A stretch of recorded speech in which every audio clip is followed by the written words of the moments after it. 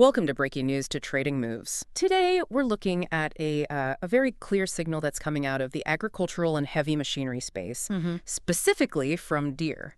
Their latest quarterly results, and maybe more importantly, their outlook for the next couple of years. It sent a very distinct message to the market. It really did. And when a name like Deere, that's ticker DE, when they put out a cautionary forecast, it forces everyone to, take a step back. Right. To reconsider their assumptions about what profitability is going to look like across that whole industrial world. So for you listening, our goal today is to quickly map out how this one signal affects everything. The manufacturers, their suppliers. Exactly. The rental companies that pop up to fill the gaps, and even the retailers who depend on, a healthy farm economy. We're going to look at the specific groups, even the companies that are set to gain from this, and those that might be facing some new headwinds. And let's get right to it. The core piece of news that started all this. Deere reported a lower profit for its fourth quarter than people were expecting. That alone got some attention. It did. But that wasn't the main event. No. The real headline was their net income guidance for 2026. They set it below what Wall Street analysts had been modeling. And it wasn't a small miss, was it? Not at all. It showed a real sense of caution that's filtering down from their main customers. It points to delayed spending and some serious cost pressures.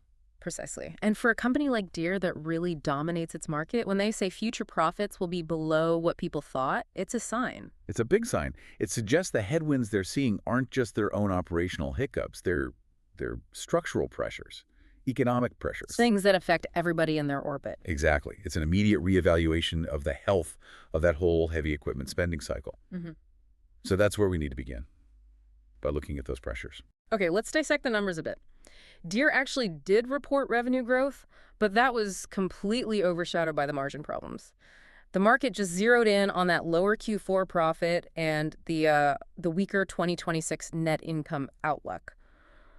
Why is that net income guidance specifically such a powerful negative signal for the whole sector? Because that gap, the difference between what Wall Street expected and what Deere projected for 2026 net income, that's everything. I mean, you can get revenue growth from small market share gains or, minor price hikes. Sure. But net income, that's the real measure of how efficient you are. How good are you at turning those top-line sales into actual earnings? When a manufacturer with huge fixed costs like Deere says their profitability is going to be weaker than we thought, it confirms two things are happening at once. What are they? Costs are going up, and their ability to pass those costs along to the customer is going down. And this gets amplified by a concept called operating leverage. Operating leverage. That's a good point to expand on. It really explains why a small drop in sales volume can have such a massive effect on the bottom line for these huge companies. Right. Think about Deere's costs. They have these enormous factories, incredibly expensive tooling, union labor, a global distribution network. A huge R&D budget to stay ahead on tech. A massive R&D budget for all that precision agriculture technology. These are fixed costs. They don't just disappear if sales drop by, say, 5%. So if they sell just a fewer of their most expensive tractors, their cost base is still basically the same. So that drop in sales volume doesn't just lower revenue. It crushes profitability. Because you have fewer units to absorb those giant fixed costs. The slowdown in volume just hits the margins disproportionately hard. And what we're seeing is that this volume slowdown is coming from that first major pressure point, customer behavior, what you're calling the farmer pullback. The farmer pullback is, it's a complex thing. It's driven by a mix of factors, but it's mostly tied to commodity price volatility and, of course, the current high cost of capital. I mean, put yourself in the shoes of a large-scale American farmer right now. Okay. Crop prices, maybe for corn or soybeans, they might look okay today, but they've been all over the place, especially when you compare them to the boom years after 2012. Farmers have long memories. They remember that painful downturn between 2013 and 2016, and that memory makes them cautious. And the high cost of borrowing, that has to be a central piece of this pullback. Oh, absolutely.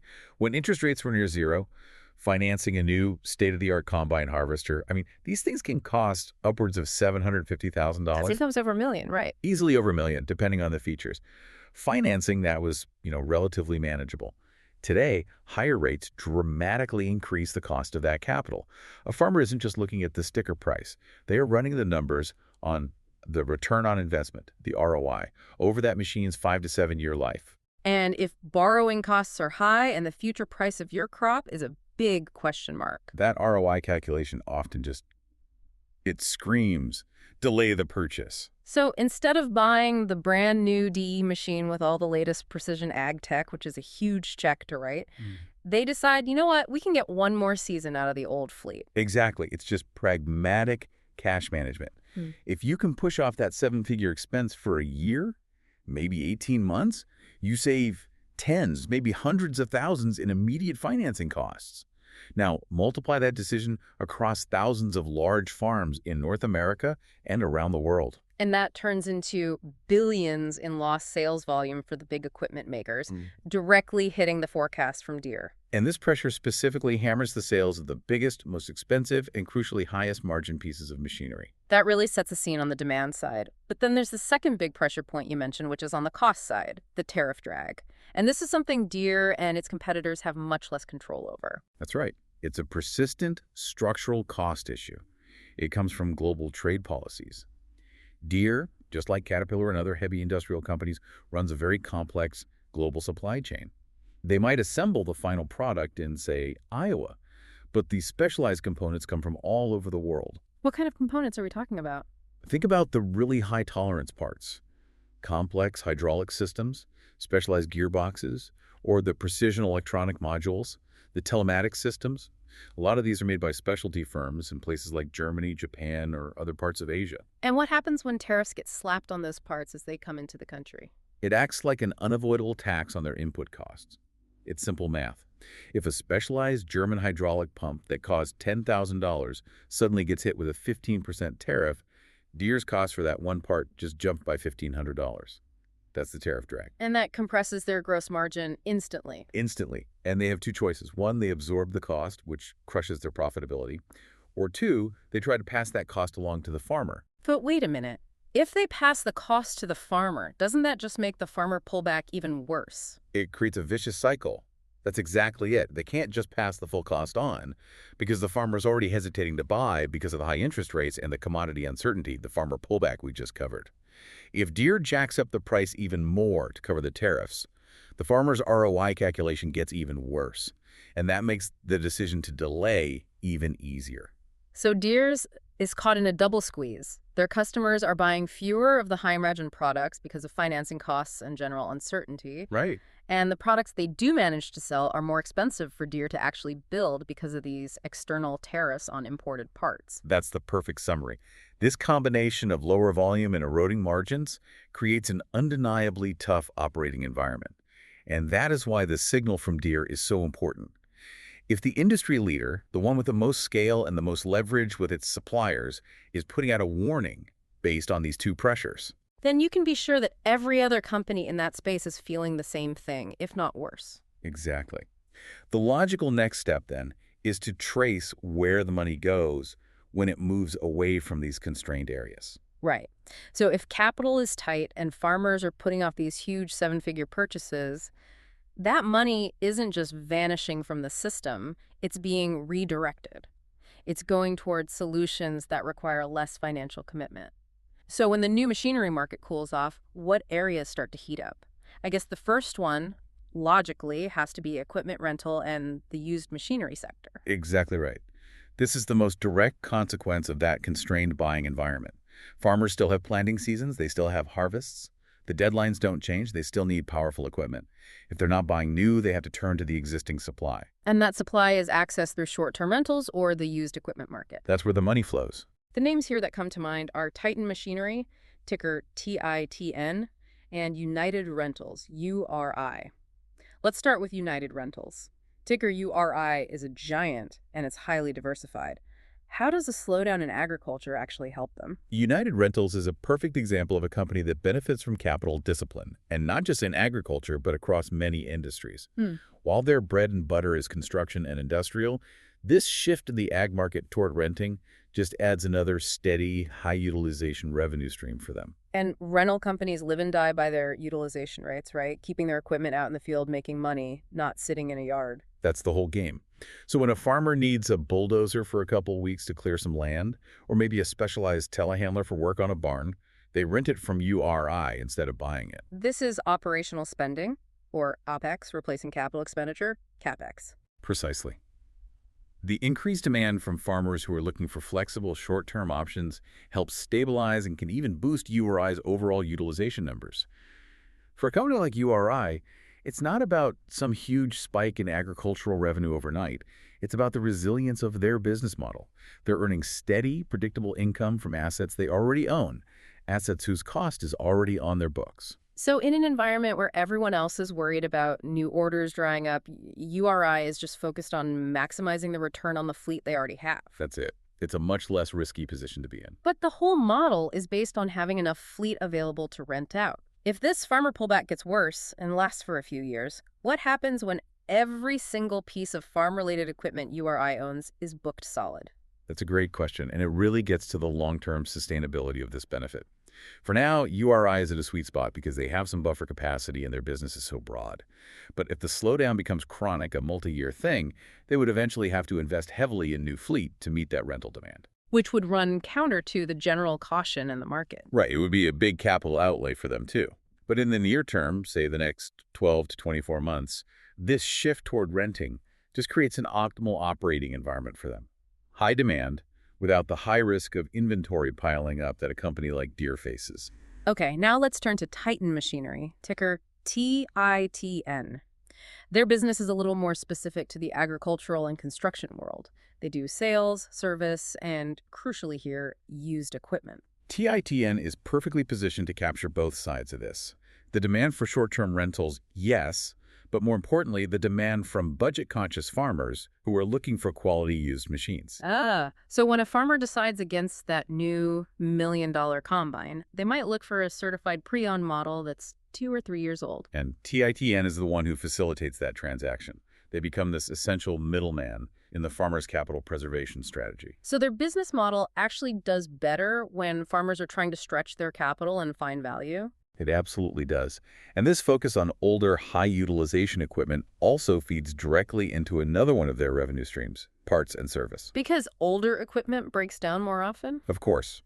It naturally requires more frequent and more expensive maintenance than a brand new machine that's still under warranty. So a strong used equipment market ensures that TITN's service bays stay busy, and that provides a steady stream of high-margin revenue from their parts and labor divisions. It helps offset any softness they might see in new equipment sales. So what's a problem for Deere is a benefit for the lessors and the sellers of secondhand gear. It's a temporary reallocation of spending. The need is still there, it's just the timing and the method of how you meet that need that's changing. That reallocation of capital and cost pressure leads us to the second group of beneficiaries. This one is a little more removed from the farm itself, but it's directly linked to that tariff drag we talked about. Okay. We're talking about domestic steel and materials suppliers. Specifically, names like Nucor, ticker NUE, and United States Steel, which is ticker X. This group seems a little counterintuitive at first. If heavy equipment manufacturing is slowing down, wouldn't demand for steel also drop? Why are they gaining, or at least at an advantage, because of the same tariffs that are hurting Deere? Yeah, to understand this, you have to go back to the tariff drag, but you have to look at it from the perspective of the domestic supply chain. Deere and Caterpillar are facing high costs because they're importing specialized raw materials or components. Nucor and U.S. Steel are domestic producers of the primary raw material steel. They are insulated from those specific import tariffs. Okay, so the tariffs create an artificially high price floor for imported steel. That's exactly it. When a manufacturer like Deere needs steel, they have a choice. Option A is the tariff-burdened imported steel, which is now a lot more expensive. Option B is domestically produced steel from a Nucor or U.S. Steel. The tariffs effectively improve the competitive position of the domestic supplier by forcing the cost of the imported option higher. And that gives the domestic producers better relative pricing power. Yes, or at the very least, it stabilizes their pricing power in a cautious market. Even if the total demand from manufacturers softens a little bit, the tariffs act as a protective buffer. It incentivizes manufacturers to shift their sourcing to domestic suppliers to get away from that geopolitical tariff risk and to simplify their supply chains.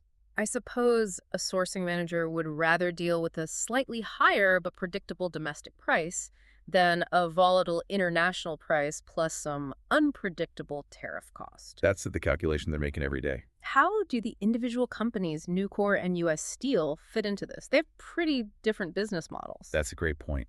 Nucor, NUE, is primarily known for its efficiency. They use electric arc furnace or mini-mill technology. So they use recycled scrap steel. Right, and that model gives Nucor a lot of flexibility and often lower fixed costs than the legacy integrated steel producers. So this tariff environment helps them by creating strong, reliable demand for their domestically produced steel, and it lets them capitalize on their built-in operating efficiency. And United States Steel, ticker X. U.S. Steel is a different animal. Ticker X often relies on the traditional big integrated mills, which are very capital intensive, but they are still domestic producers. For a company like X, the tariffs act as a vital lifeline. They protect them from global competition that can often operate at much lower costs. Any shift by equipment makers toward domestic sourcing, driven by avoiding those tariffs, directly supports X's production volumes and their profitability. It gives them that buffer against international pricing pressures. So it's a clear example of how trade policy can create an enforced market advantage for one part of the supply chain, really at the expense of another. It is. Our third group of beneficiaries takes us away from these huge raw materials and back to finished goods. But these are goods that represent more of an operational necessity rather than a huge generational capital investment. We're talking about smaller ticket equipment from companies like Toro, ticker TTC, and Stanley Black & Decker, SWK. The contrast in spending behavior here is really stark. It's the difference between, say, buying a new corporate jet and just replacing the staplers in the office. The same farmer who delays buying a $500,000 planter is still going to maintain their ranch, their grounds, and their smaller operational tools. The capital commitment for a commercial-grade zero-turn mower from Toro is just tiny compared to a combine. So while the major CapEx decision gets paused, the everyday operational spending keeps on going. Precisely. Toro, TTTC, is a major player in professional landscaping equipment, golf course maintenance, residential mowers. A farm operation or a major construction site, it needs continuous maintenance of its grounds. You need reliable mowers, utility vehicles, snow removal equipment. These are non-negotiable operational necessities. So TTC provides products that, even in a cautious environment, still have stable demand because they're part of the day-to-day running of the business, not a core production asset. That's it. And the same logic applies to Stanley Black & Decker, ticker SWK, which is heavily focused on professional tools and industrial products. Absolutely. SWK provides the tools, the storage solutions, the smaller equipment you need on a job site. If you're a fleet mechanic who's maintaining that older, used equipment for TITN Machinery's rental fleet, you are constantly in need of quality power tools, hand tools, replacement parts. You're stretching the life of the big equipment, but you need reliable small tools to actually do the repair work. So in a world where the agricultural economy is forced to stretch the life of its existing fleet, which, as we just noted, increases the need for maintenance demand for reliable repair and maintenance tools, has to remain steady. It does. For a company like SWK, it can almost act as a counter-cyclical stabilizer. Their customers, whether they're farmers, industrial maintenance crews, or construction workers, they just can't afford downtime. Buying a durable SWK tool or replacing a critical saw blade is a manageable operational expense that keeps the older, more valuable machinery running. This stability provides a strong buffer for both TTC and SWK against the volatility we're seeing in the large capital equipment sector. So we have a very clear picture of the winners here. The companies that fill the rental and used equipment gap, those that are protected by tariffs, and the ones who sell the day-to-day operational necessities. Now let's pivot to the groups that are sharing the pain that was first signaled by Deere. Okay. If the signal from Deere is defined by lower volume and cost compression, then we have to identify the companies that have the most similar operational structures and market positions. The pressure is felt most acutely by those who rely on high volume, high value, new equipment sales, and those with similar global supply chains. So first and foremost, the analysis points directly to Deere's own peer group. Companies like AGCO, that's ticker AGCO, and CNH Industrial, ticker CNHI. They're all structurally very similar to Deere, which makes their exposure almost identical. That's the real challenge for them. They are all subject to the exact same dual negative forces. The soft demand for large equipment, that farmer pullback, it hits their new order books just as hard as it hits Deere's. They make competing brands of tractors and combines, and their customers are all facing the same high financing costs and the same uncertainty about commodity prices. Let's talk about CNH Industrial, CNHI, for a second. They have a pretty broad portfolio. They're in construction equipment, trucks, but their agricultural segment is still massive. They have brands like Case IH and New Holland. CNHI is highly susceptible because of the sheer volume of their high-value farm machinery sales. And on top of that, they're also operating with global supply chains, which means they're just as vulnerable to that second pressure, the tariff drag. They're relying on the same global network for their specialized components. This combination of thinning order books and rising input costs points squarely toward weaker margins for CNHI's agricultural division. And AGCO, ticker AGCO. They tend to focus a little more on different market segments or regions than Deere does, but the core vulnerability is the same, isn't it? It is. AGCO, which includes well-known brands like Fendt and Massey Ferguson, might have a larger international footprint or a slightly different product mix, but they can't escape the macro environment. If the global farm economy is deferring purchases, AGCO is going to see a slowdown in new order growth. And because equipment manufacturing is so capital intensive. That operating leverage we talked about earlier. Right. A slowdown in sales volume means they struggle to absorb their fixed costs, and that leads to margin pressure that is magnified far beyond whatever the actual drop in sales is. It also creates a big inventory risk, doesn't it? I mean, if sales volume slows down suddenly, these manufacturers risk having all this expensive finished equipment just sitting on dealer lots. That would force them to offer incentives, which would erode their already compressed margins even further. Absolutely. Inventory management becomes paramount. It becomes very costly. If they built their production schedule based on analyst expectations that were then cut because of Deere's cautious guidance, they may very well have an oversupply situation. These companies are now facing the need to manage that inventory, maybe by slowing down production lines or offering big discounts, and both of those things are bad for profitability. For AGCO and CNHI, the Deere signal is a direct forecast of their own coming difficulties. Volume down, costs up, margin squeezed. And the pressure isn't just confined to the pure-play agriculture companies. The signal extends to any heavy machinery manufacturer with a big reliance on global supply chains. We're looking at names like Caterpillar, ticker CAT, Tariffs, TEX, and PACCAR, PCAR. This group shares that critical supply chain vulnerability. While Caterpillar might focus more on mining and construction, and PACCAR builds commercial trucks, they are all manufacturing massive, complex machines using international source parts. The components that are subject to that tariff drag, things like specialized steel, advanced engine control modules, hydraulics, are often the exact same components needed for a CAT excavator or a PCAR truck. Let's take Caterpillar, CAT. They are a true global behemoth. If they're facing tariff pressure on their input costs, why can't they just adjust their global sourcing strategy immediately? Aren't they nimble enough to do that? That's a really common misconception about heavy industry. Switching your supplier for a critical high-tolerance component like an engine block casting or a specialized gear set is incredibly difficult and expensive. It requires months, sometimes years, of engineering approvals, testing, safety certifications. You can't just swap out a high-performance part overnight. So that tariff cost is essentially a sunk cost for the foreseeable future. Precisely. They are locked into these costs by necessity. So for CAT, TEX, and PCAR, the continued rise in costs for imported components just keeps their manufacturing margins under intense pressure. CAT is selling construction equipment, TEX is selling cranes and lifting gear. But if the raw cost of their assembled product keeps climbing because of geopolitical issues, their overall profitability takes a measurable hit. And PACCAR, PCAR, as a major truck manufacturer, is also sensitive to the general economic mood, right? Their customers, the logistics and freight companies, are also very sensitive to financing costs. PACCAR is highly exposed because buying a truck, much like buying a tractor, is a major capital expenditure. Their customers are making the exact same ROI calculations.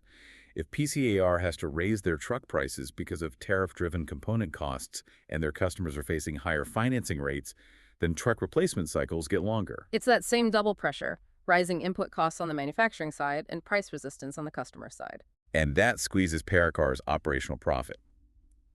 The signal from Deere just reinforces the reality that these external cost constraints are putting pressure on profitability across the entire heavy equipment and vehicle sector. Finally, let's look at the downstream effects, the companies that serve the farmer and the rural community on a more day-to-day basis. When farm incomes are constrained, it immediately changes spending habits at the retail level. This affects rural retail, specifically a name like Tractor Supply, ticker TSCO, and farm part suppliers like Genuine Parts, GPC. This is the ground level impact.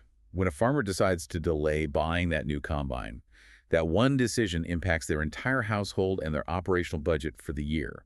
We're looking at the direct translation of constrained farm cash flow into specific retail categories. Let's start with Tractor Supply, TSCO. They're often seen as a retail bellwether for the rural lifestyle. TSCO's business model is really a mix of necessities and discretionary spending. They sell feed and essential supplies, sure, but a huge portion of their sales comes from items that can be postponed. Like what? Power equipment, specialized tools, fencing upgrades, ornamental goods, clothing, seasonal items. When a farmer is worried about high interest rates and their own falling margins, they become a much more cautious consumer. So those non-essential purchases, the rural lifestyle items, those get put on pause immediately. Immediately. Right. The farmer still buys the feed for the animals, but they delay buying that new high-end log splitter or the new kennel for the dog. This immediate halt in discretionary higher-margin retail spending acts as a definite drag on sales volume and same-store sales growth for TSCO. It takes time for their sales to recover once farm budgets tighten up. Now let's connect the dots back to the used equipment market and look at genuine parts, ticker GPC. GPC supplies this massive array of parts needed to keep all this equipment running. If farmers are holding onto their older equipment longer, shouldn't GPC eventually see a boom in demand for replacement parts? That is the critical long-term argument. But in the short to medium term, the immediate reality is painful. You're absolutely right that old equipment needs more maintenance, but a cash-constrained farmer doesn't just immediately rush out to the shop. Instead, they try to economize on the maintenance itself. How do you economize on maintenance? What does that look like? It leads to the stretching of maintenance cycles. A farmer might decide to postpone a scheduled fluid flush or defer a major engine service, or they might just patch a part rather than replacing the entire subassembly. They're trying to get another 3 to 6 months out of a component that probably should have been replaced today. So that reduction in the frequency and the scope of parts purchases, that means less frequent buying of high-margin parts volume for GPC. Correct. So even though the underlying fleet of equipment is getting older, the farmer's cash constraint overrides the mechanical need for new parts in the immediate term, and that creates a volume drag for GPC. So the short-term reality is that the delay in large CapEx translates into an immediate reduction in discretionary retail spending, which hits TSCO, and a temporary but noticeable postponement of maintenance, which hits GPC. That's it. Both of those impacts complete the cycle of pressure that started with that initial signal from Deere. It shows that whether you're building the biggest machine in the world or just selling the small parts to keep it running, the caution in the agricultural economy applies measurable pressure all the way down the line. This analysis of Deere's forecast really provides a comprehensive roadmap of market expectations. It clearly illustrates how a single company's outlook can illuminate the current economic headwinds and tailwinds across all these adjacent sectors. We've seen how delays in capital expenditure and external tariff pressures create these clear separations between the gaining and losing companies. The key takeaway is really the sophisticated way capital reacts to scarcity. Money that isn't spent on new tractors gets rerouted to rent older ones, and that benefits operators like United Rentals. Costs that can't be avoided by global manufacturers end up favoring the sheltered domestic material suppliers like Nucor. It creates this temporary advantage for business models that thrive on stability and maintenance, rather than on high-growth capital replacement cycles. Which brings us back to the question of sustainability for the current winners. We noted how the rental and the used equipment markets are thriving right now directly because of these postponed new purchases. Yes. And that raises a really important question for you to consider as you process all this market information. If farm incomes continue to be constrained, how long can the market truly rely on the used equipment and rental sector to absorb all the demand from these delayed upgrades, before those existing fleets just become too dated to be cost-effective, or just too worn out to reliably perform the critical tasks of planting and harvesting? At some point, the maintenance costs have to exceed the cost of replacement. And that delayed breaking point is the long-term puzzle that will ultimately dictate when the next replacement cycle must inevitably begin anew. A compelling thought to finish on. Thank you for joining us for this analysis of Deere's market signal. Please note that this discussion reflects the opinion of the author based on the information provided. This is not financial advice or recommendation to buy or sell any security.